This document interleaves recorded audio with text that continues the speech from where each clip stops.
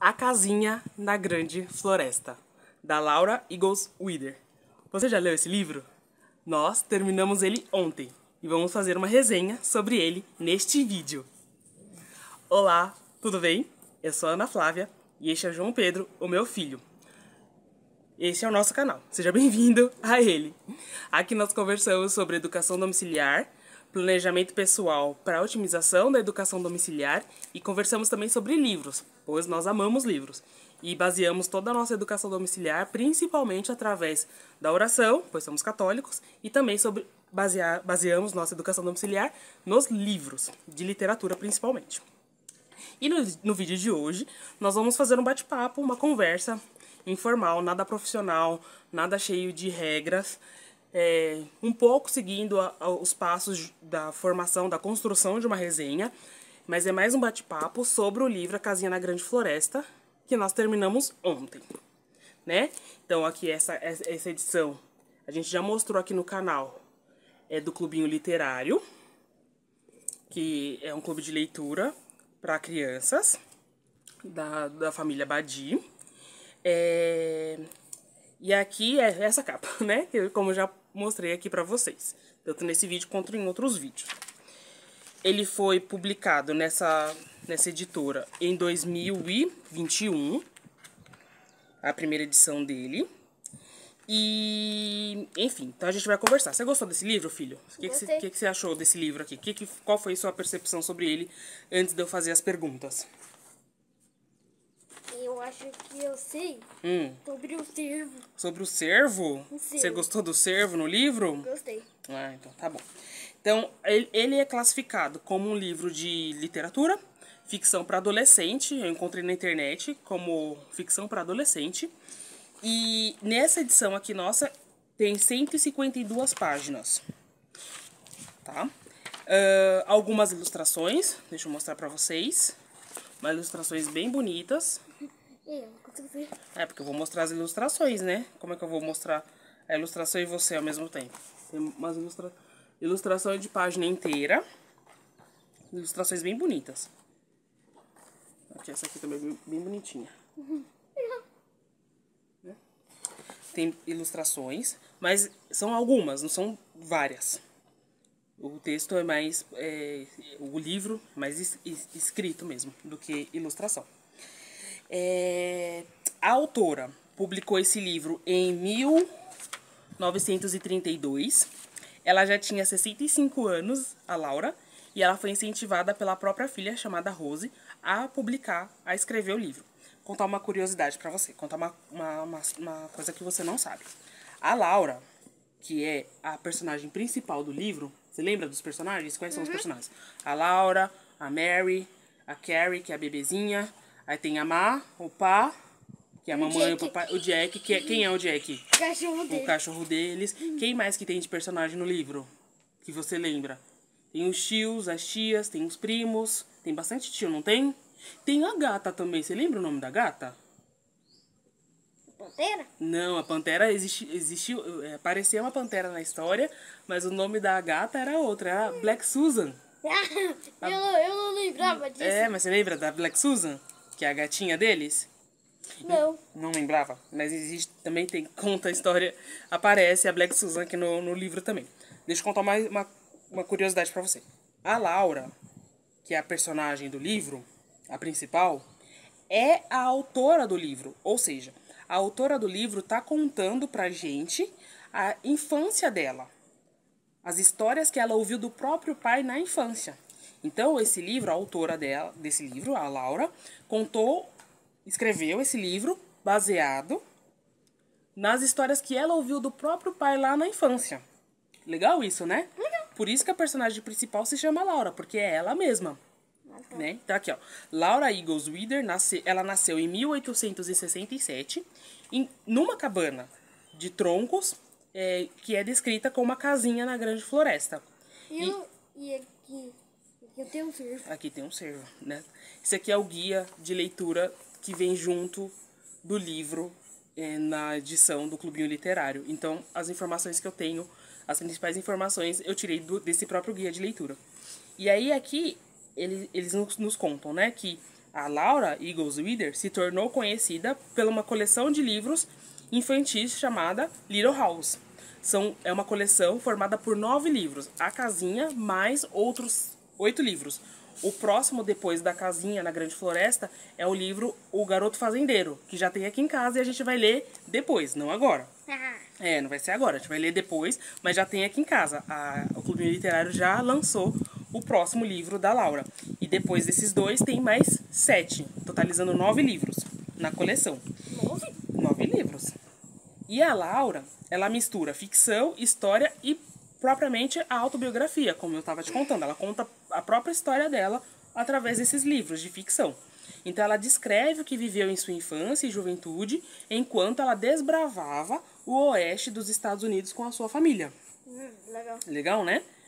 Aí outra informação que eu tenho aqui é que, como eu já disse, ela foi incentivada pela filha Rose a escrever, e a Laura, ela desejava que as histórias contadas pelo pai dela fossem transmitidas a outras crianças, pois eram histórias boas demais para serem perdidas.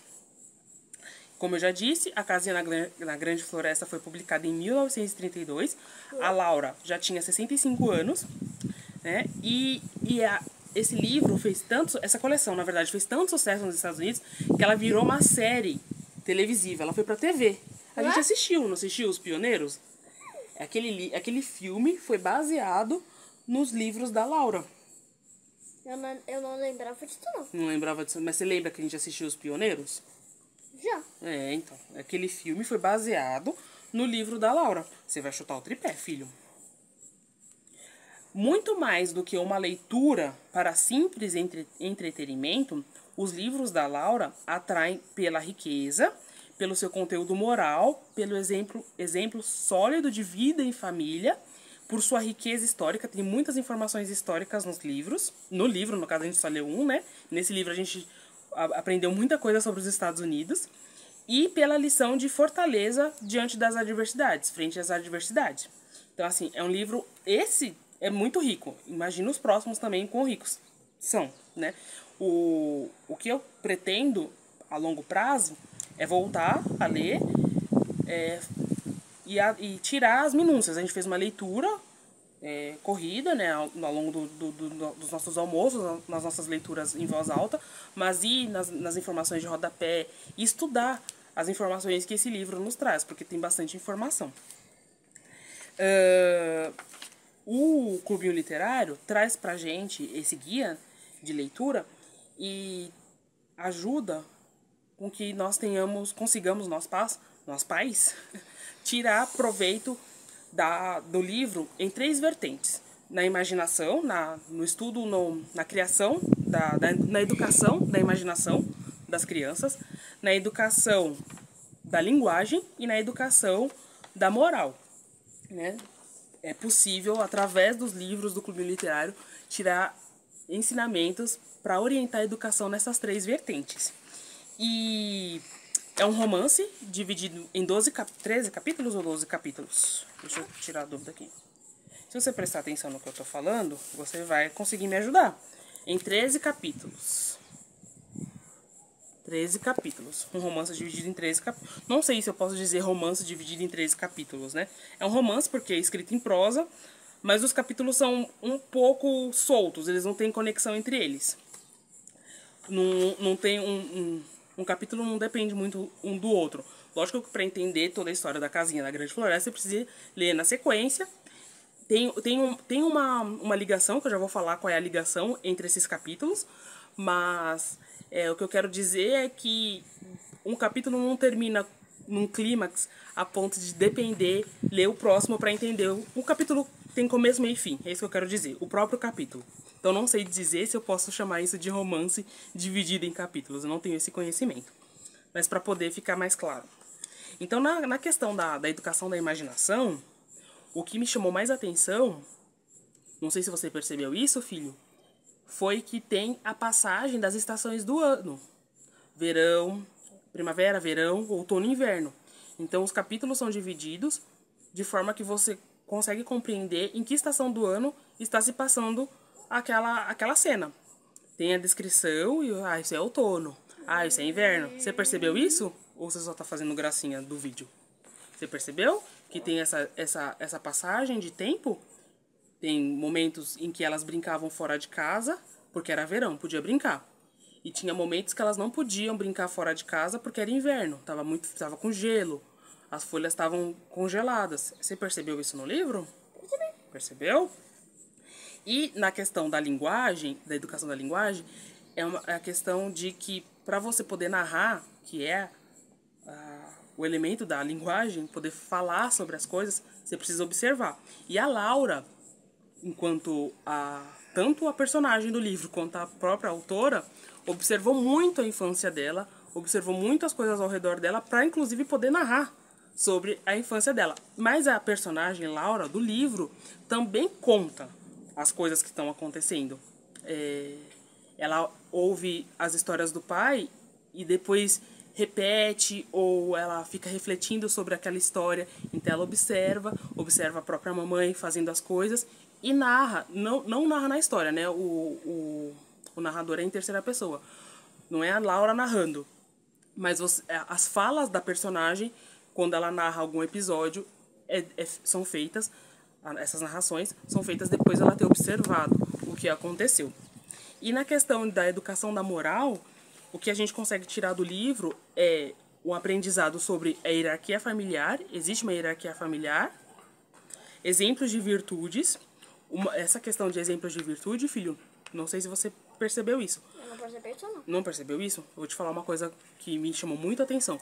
Eu notei, parecia pra mim que a mamãe, não dormia. Você percebeu isso? Porque as crianças, as meninas iam dormir, logo em seguida o texto, né, o livro falava que a Má estava fazendo alguma coisa, tricotando uma meia, tricotando uma blusa, fazendo alguma coisa na cadeira de balanço, um chapéu na cadeira de balanço dela. As meninas dormiam.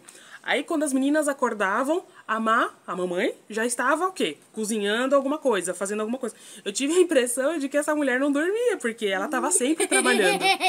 Ela estava sempre trabalhando. Então essa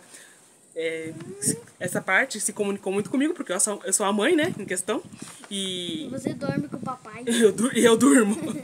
eu durmo. Mas eu pensei assim, meu Deus, essa mulher não dorme, porque é uma fortaleza, uma mulher forte. Qual o personagem que você mais gostou do livro?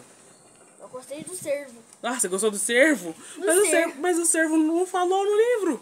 O cervo não fala, não teve uma participação. O que o cervo fez que você mais gostou?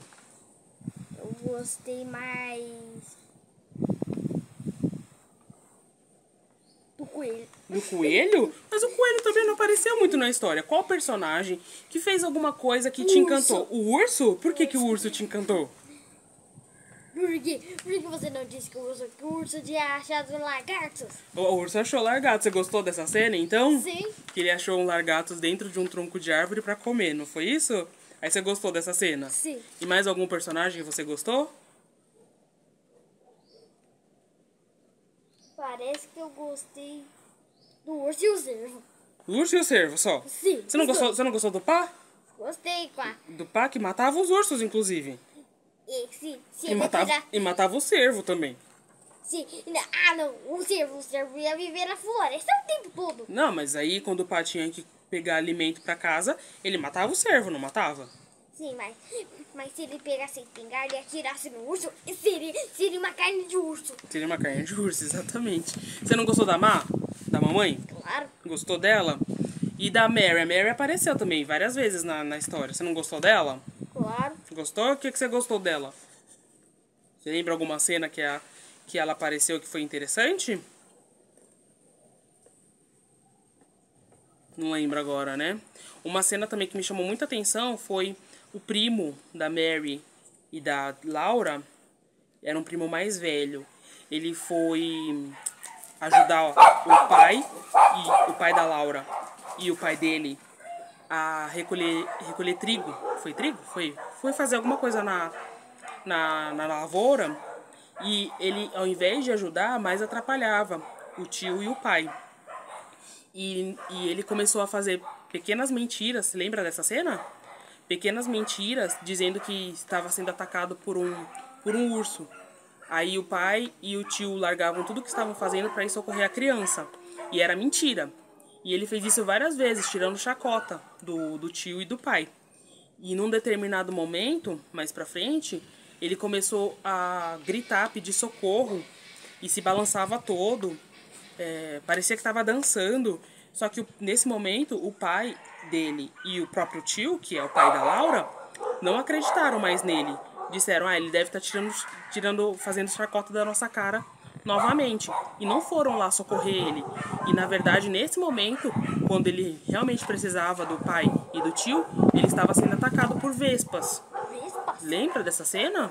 Ele pisou no ninho dela? Ele pisou num ninho de vespa, estava sendo atacado por elas, só que como ele já havia mentido muitas vezes anteriormente, quando aconteceu o mesmo problema, ele não foi socorrido, porque ele cometeu mentira. Então quando você comete muitas mentiras, fala mentiras, quando você falar a verdade, ninguém vai acreditar em você. Você lembra dessa cena? Eu lembro dele. Então, essa parte também me assustou. Te assustou, né? Exatamente. Sim. E as vespas entraram debaixo das calças dele? Entraram, picaram ele todinho. Ele ficou com o olho inchado desse tamanho assim, ó. Conseguia nem abrir o olho direito, de tão inchado que ele tava. E as bochechas dele? Também ficaram enormes, vermelhas, cheias de picadas. Foi uma cena bem ruim de ler, né? Se tornaram várias bolhas duras? Várias bolhas, exatamente. Eu não acredito nisso. Você não acredita nisso? Eu não acredito. Não, mas vespa pica, sabia? Eu nem encontrei uma por aqui. Ainda bem, né, que você não encontrou. Mas quando você encontrar, não mexa com elas. Porque elas vão te picar e vão te machucar. Deixa elas em paz. Eu nem vou achar. E não fale mentiras. Porque se você fala mentiras, quando você falar a verdade, eu não vou acreditar em você. É claro. Claro, né? Então é um livro voltado para as crianças. Mas eu mesma, enquanto adulta, aproveitei muito esse livro, aprendi muitas coisas. Uma questão da imaginação também, voltando um pouco, é que hoje em dia as crianças vivem em apartamentos, elas não têm noção, as crianças de hoje em dia, a grande maioria, né? Noção do que é uma vida na roça, uma vida em meio em situações as quais os pais têm que plantar para viver, para comer, situações que tem que caça, plantação, a mãe produzia a própria manteiga, o próprio pão, Produzia torta de abóbora. Torta de abóbora. Então, assim, toda essa questão... E o chapéu também. E chapéu também, ela fazia o próprio chapéu, o chapéu do pai. E o chapéu da Charlotte. O chapéu da Charlotte, que é a boneca da Laura. Isso quem fez foi a Laura, não foi? A Laura que fez o chapéu. Foi a Laura. Então, essas coisas que fazem parte de uma vida comum não hoje nos nossos dias, mas uma vida familiar que já existiu, não faz parte mais do campo imaginativo das crianças, né? Não faz parte mais da imaginação. Então, trazer esse livro para a rotina familiar, para a educação familiar, é complementar, é auxiliar essa imaginação, é educar essa imaginação para as possibilidades da vida, para a possibilidade de você caçar para comer, para a possibilidade de você plantar para comer, para a possibilidade de você costurar suas roupas, para a possibilidade de você costurar seu chapéu, para a possibilidade de você fazer sua própria manteiga. As crianças hoje não têm noção disso. Então, saber disso através de uma leitura gostosa como essa, complementa, alimenta a imaginação de uma forma formidável. E uma análise, uma crítica, muito entre aspas, talvez dessa edição, não sei se eu teria liberdade para conversar com a Camila Badi sobre isso, ou se ela um dia pensou sobre isso, é que durante a leitura, tem canções em que o pá pega a rabeca para cantar para as meninas. E também teve uma festa na casa do vô também. E essas músicas... Nossa. Lembra da festa na casa do vô? Em que tinha muita gente, todo mundo dançou junto, e a avó fez uma competição junto com o tio, e quem venceu foi a avó? Lembra? Eu lembrava disso. E aquela vez que você contou a história com o vovô e a pantera. Ah, teve a história também do vovô e da pantera. Mas voltando ainda sobre as músicas, uma questão é que eu não tenho a menor noção de quais são essas músicas. E elas são escritas no nosso idioma, dá pra ler a letra da música, mas não dá pra cantar. Então, isso é o que eu senti um pouco de falta. Eu não tenho noção do ritmo dessas músicas. E tem notas do autor, do tradutor, notas que eu já disse, inclusive, que dá pra pegar pra estudar para investigar melhor sobre essas notas, sobre o que é passado nessas notas. Mas a música tem até o título da música. Mas eu não achei as primeiras, pelo menos não procurei todas ainda. Eu até fiz marcação aqui para procurar depois, com calma. Eu não achei essas músicas na internet para eu poder saber o ritmo. E durante a leitura, ao invés de só ler, eu cantar. Eu não consegui cantar nenhuma dessas músicas. Então... Um cervo. Eu vi, ó. Você viu um cervo? Deixa eu mostrar aqui a foto do cervo. Deixa eu ver se eu acho. Aqui. O bebê cervo. O bebê cervo, aqui, ó. Então, como eu tava dizendo sobre as músicas, essa questão, né? Eu não tenho a menor noção das músicas, do ritmo das músicas e não pude cantar. Então, é uma... É bebê Carrie. É bebê Carrie aqui. Uma crítica, assim, a essa edição. Não sei se as outras edições trazem alguma informação sobre essas músicas para que a gente consiga cantar ao invés de só ler a letra da música. E é isso que foi esse livro. O que mais que eu tinha para falar sobre a Casinha na Grande Floresta? Você lembra de alguma coisa, alguma cena? Ah, tá. Eu acho que eu pulei essa parte, sabe? Ah, porque eu comecei a falar das virtudes. Na educação da moral, além da hierarquia familiar, que é possível aprender nesse livro, os exemplos de virtudes, foi aí que eu me perdi, né? Comecei a falar da má.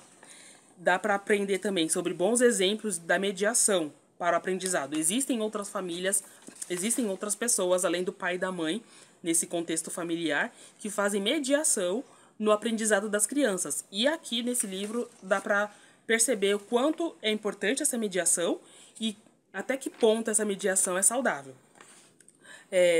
Traz também informações, exemplos, dá pra gente aprender sobre a relação da família e o mundo.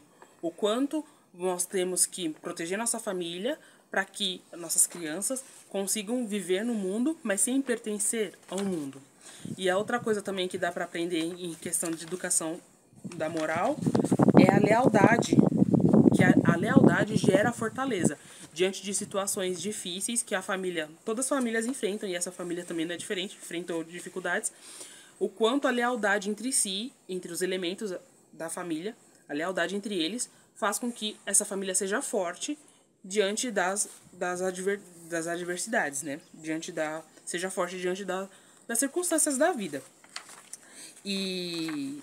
Eu não lembro disso. Você não lembra disso? Isso aqui eu tô falando pros papais que estão nos assistindo, né? Uma questão que a gente pode também trabalhar bastante nesse livro é a busca de palavras novas, porque tem muitas palavras diferentes.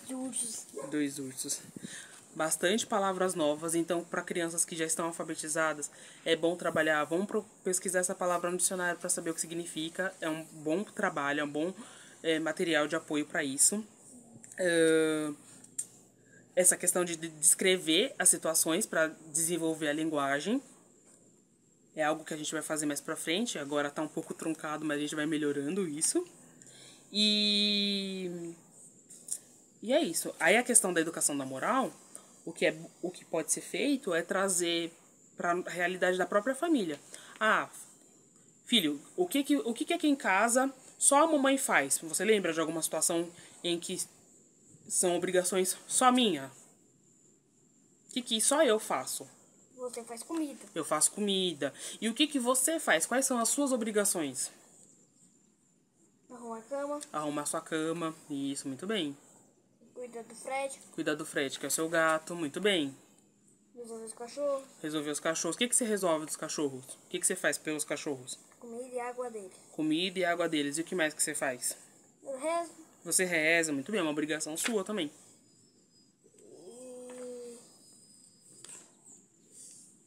Eu resolvo mais a areia do Fred. A areia do Fred você troca, isso mesmo. Então, assim, depois desse... Então, você lembra que no livro, a Laura também tinha obrigações, né? A Laura e a Mary.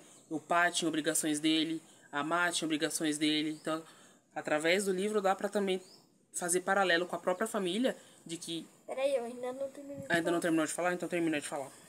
Eu resolvo o cocô dos cachorros. O cocô dos cachorros. Eu resolvo as folhas. As folhas. O que você faz com as folhas? Eu recolho elas. Quem mandou você recolher as folhas? Meu pai. Seu pai, isso mesmo. Aí eu tomo banho. Toma banho. Eu tomo café. Toma café. Eu enxugo a louça. Enxuga a louça, muito bem. Recolho a ração dos bichos. Sim. e depois vai brincar e depois vai estudar. Sim. Isso mesmo. Então, dá para através do livro fazer paralelo, ó. As crianças têm obrigações, por isso que você também tem obrigações. Não é só você não é a única criança que tem obrigações, outras crianças também têm obrigações dentro de casa. A mamãe tem obrigações, o papai tem obrigações. Fortalecer, né? Essa virtude da hombridade, essa virtude da laborosidade, é difícil falar essa virtude, nas crianças. A virtude da ordem, a virtude da... muitas virtudes, né? Através da conclusão das obrigações do dia a dia. E uma questão aqui que no guia de leitura tem, uma pergunta que é feita aos pais. Quais são os valores centrais, e agora eu repasso essa pergunta para vocês que estão nos assistindo, né? Quais são os valores centrais para a sua família e que precisam ser protegidos a todo custo? Como esses valores se manifestam de modo concreto nas suas decisões? Isso é uma pergunta, né, que a família Badi acaba fazendo a nós pais que estamos lendo esse livro para nossas crianças, e eu estou repassando para vocês. Quais são os valores da sua família que devem ser protegidos a todo custo? Fica a pergunta, né, para refletir e proteger esses valores. Outras sugestões que são dadas a nós pais nesse guia de leitura é um link da série televisiva que foi baseada no livro nos livros da Laura como um todo, e 2 links para visita virtual aos museus da Laura. Existem 2 museus dela. Museus? Existem 2 museus com um acervo tanto pessoal da Laura quanto outros elementos também que a gente vai visitar. Com a espingarda do pai. Será que tem espingarda lá? Não sei. Vamos visitar o museu pra gente saber. E visita virtual, claro. Pra saber se tem... Eu queria muito ir no museu. A gente não vai conseguir ir até lá pessoalmente, porque é lá nos Estados Unidos, é longe. Então a gente vai visitar através do computador. Que tal a gente conseguir na internet? A gente vai conseguir lá na internet. E é isso, esse foi o livro, a gente gostou muito dele. Creio que aproveitamos muito a leitura desse livro, mas ainda tem muito a se aproveitar, tem muito a tirar dele. O próximo livro, que vai substituir nesse mês agora de março a Casinha na Grande Floresta, é o Que Amor de Criança. Vamos começar este livro também do Clubinho Literário. Por enquanto estamos com esse livro porque é uma forma mais prática de eu me organizar de leitura e compra de livros. Tenho comprado outros, mas para eu poder me preparar para essas leituras tá um pouco difícil, então eu estou seguindo a linha do Clubinho Literário por enquanto, até eu pegar mais ritmo da própria leitura em voz alta. E é isso, espero que vocês tenham gostado desse vídeo, que tenha incentivado vocês a lerem para os seus filhos A Casinha na Grande Floresta. Não sei se vai sair resenha Que Amor de Criança, talvez saia, é da Condessa de Segur, talvez saia a resenha de outro livro, mas esse será o nosso único livro de março. Estamos no meio de março. Vamos terminar provavelmente só no meio de abril, porque nós estamos atrasados um pouco nas atividades de quaresma, então não vamos colocar nenhum outro livro substituindo um chamado especial, por exemplo, que a gente já terminou, só falta o apêndice. Estamos em vias de terminar. Assim que terminar um chamado especial, eu vou falar sobre ele lá no meu Instagram. O link vai estar aqui embaixo para vocês. Mas aí eu não vou colocar nenhum livro para substituir o chamado especial nesse mês de março e abril, para a gente dar um gás nas atividades de quaresma, que estamos um pouco atrasados, e é necessário com que a quaresma fique bem feita, no caso. E é isso. Espero que vocês tenham gostado desse vídeo. Um beijo, fiquem com Deus e até o próximo vídeo. E por favor, não se esqueçam de se inscrever e de curtir esse vídeo, tá bom? Tchau!